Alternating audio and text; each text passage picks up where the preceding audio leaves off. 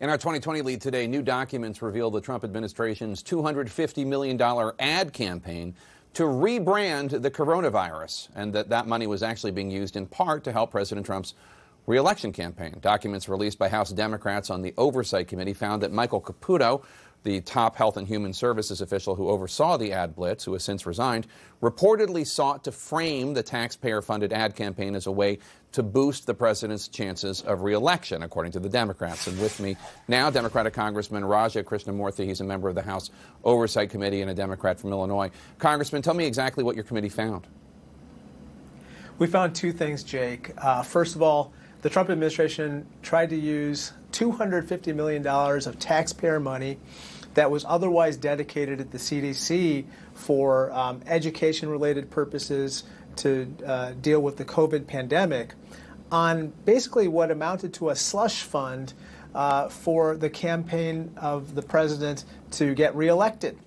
And then the second thing that we found is that they basically compiled a Joseph McCarthy-esque list of celebrities, 274 of them, and they evaluated them based on their political preferences. For instance, about Christina Aguilera, they said she is, quote, an Obama-supporting Democrat and a gay rights-supporting liberal. And these types of comments pervade the documents, and it's something I've never seen in a government contract. I mean, that is an accurate description of Christina Aguilera, but let me ask you a question. It's not an insult. She is a gay rights-supporting liberal and an Obama-supporting Democrat. How do you see this as being used for the president's re-election as opposed to an education campaign about what needs to be done in order to help defeat the pandemic?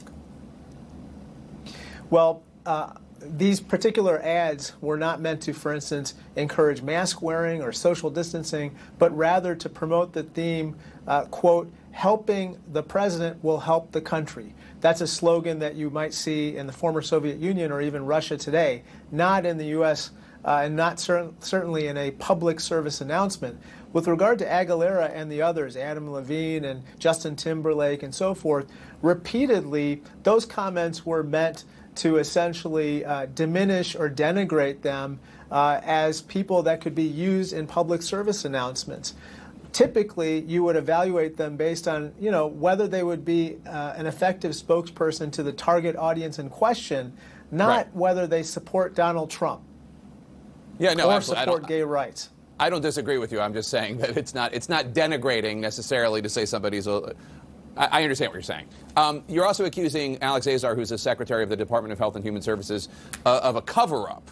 How so? What do your documents suggest that he knew about the plans for this?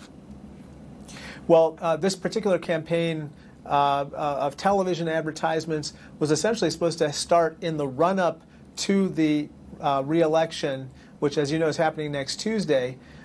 We, early on, working with Jim Clyburn and Carolyn Maloney of the Oversight Committee, brought this to Alex Azar's attention very early on in September and basically demanded documents from him related to this particular contract. He refused to comply with those requests for document. Instead, we had to go to the contractors to get these very documents. And now we know why Mr. Azar, or Secretary Azar, did not produce the documents, because they have such inappropriate material in them that I don't think they wanted to turn those over to us. So this was $250 million for an ad campaign. You said it was out of a specific budget for educational campaigns for the public, right? This money could not have been used for testing or contact tracing. It was designated for this. Was it ever used? They didn't do this ad campaign. Did they ever use it for anything else? Fortunately, we were able to stop the campaign in its tracks. However, the contract has not been killed. And so it is possible that the money could be used after the election. But as of right now, it's been paused. We hope to terminate it.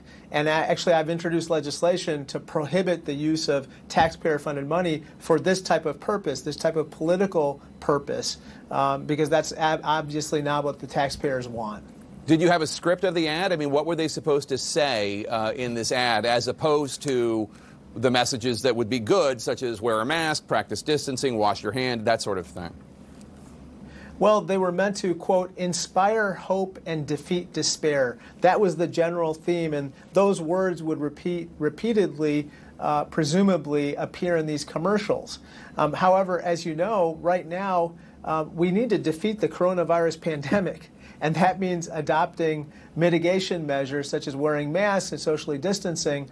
And it kind of is part of the theme that the president is sounding in his reelection campaign, which is, trying to diminish what's happening with the pandemic, diminishing the scale of the loss economically or from a health standpoint, and trying to distract attention away from it to other themes. And that's what's happening with this particular campaign. One other thing I want to mention, two other things I want to mention briefly, which is this also seems to coincide at a time when the president's fundraising was flagging. He didn't have the resources necessarily to run the campaign that he thought he would. And so this advertising campaign seemed to start at the same time, using taxpayer-funded programming to basically further a political end. And then the second is you can go to our Twitter handle at Congressman Raja to see all the other comments that have been made about the 274 celebrities on this list that they compiled.